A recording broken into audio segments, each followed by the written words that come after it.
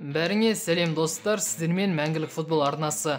Біз сіздермен футбол әлемінің соңғы топ жаңалықтарымен бөлісуге дайынбыз. Бізге қолдау көрсеткіңіз келсе, лайк басып, каналға тіркелсеңіздер жеткілікті. Біз видео шығаруды тоқтатпаймыз. Олай болса, көп созбайық, біз бастаймыз. Ливерпуль шабуылшысы Садио Мане журналистің қай клубқа ауысасыз деген сұрағына жауап берді. Айта кетейік, Ливерпуль Манемен келісімшартты ұзартқысы келеді, ал Бавария ойыншымен келіссөздер жүргізіп жатыр. Мен бұл сұраққа Чемпиондар лигасынан соң жауап беремін. Бұл жақсы сұрақ. Бұған финалдан кейін жауап бергенім дұрыс, деді Мане. Ал Маненің әріптесі Мохамед Салах бұл сұраққа бірден жауап берді. Мысырлықтың қай клубқа ауысатынын бәрі болжауға тырысқан, бірақ көбісі ойыншының PSG-ға ауысатынына нақты сенімді болды. Салахтың Ливерпульмен әлі 1 жылдық келісімшарты бар, және ойыншы өз жанкүйерлерін бір сұхбатымен тыныштандырды. Дәл қазір мен келісімшартқа көңіл бөлгім келмейді. Мен эгоист болғым келмейді. Бар ойым командада.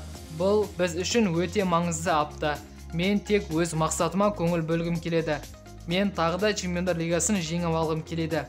Қазір келісімшарт жайлы сөз қозғаған дұрыс емес.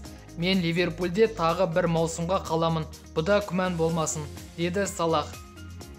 Неймар АПЛ-ге ауысуы мүмкін. Земер басылымының хабарлауынша, көктердің жаңа иесі топ трансферді осы жазда жүзеге асыруды көздеп отыр. PSG Неймар үшін аз ақша алса да бразилиялықты сатуға дайын. Олар жалақы қорын азайтуды көздеп отыр. Катардың өзі де Неймардың еркеліктерінен шаршады. Неймардың PSG-мен келісімшарты 2025 жылдың жазына дейін жарамды. Бразилиялықтың трансферлік құны 90 миллион евроны құрайды. Осыдан бірнеше күн бұрын Тоттенхэм президенті Даниэл Леви трансферге деп 150 миллион евро қосымша қаржы бөлген болатын. Президент Тоттенхэмнің келесі маусымда Чемпиондар лигасын жеңіп алғанын қалайды. Шпорлар Жезус пен Костичтен бөлек тағы 2 ойыншымен келіссөздер жүргізіп жатыр. Фабрицио Романо мырзаның айтуынша, лондондықтар Ювентустан Деян Кулушевскийді, Аталантадан Кристиан Ромероны сатып алады. Айта кетейік, 2 ойыншы да шпорлар сапында сатып алу құқығымен жалға ойнап жүр. 2 ойыншы да Тоттенхэмде өте жақсы маусым өткізді. Кулушевский Тоттенхэм сапында 18 ойында 5 гол салып, 8 нәтижелік пас берген. Шпорлардың спорт директоры Фабио Паратич Кристиан Ромероны команданың негізгі ойыншылардың қатарына қосқысы келеді. Ромероның Тоттенхэммен келісімшарты 2026 жылға дейін жарамды болады.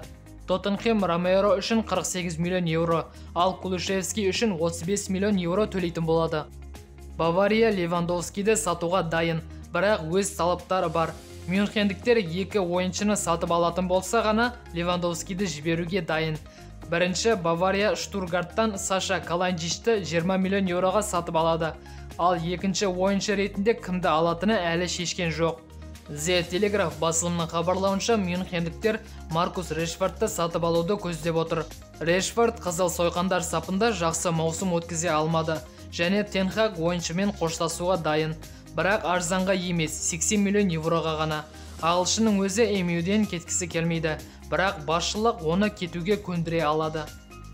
Монако ойыншысы Арелиан Чумамени үшін Ливерпуль, PSG және Реал арасында тартысты талас жүріп жатқанын өздеріңізде білетін боларсыздар. Осы тартыста жеңімпаз пайда болған секілді. RMC Sport басылымының хабарлауынша, Чумамени Реалға ауысады, және мадридтіктер ойыншы үшін 80 миллион евро төлейді. Ойыншы Мадридпен 5 жылдық келісімшартқа отырады.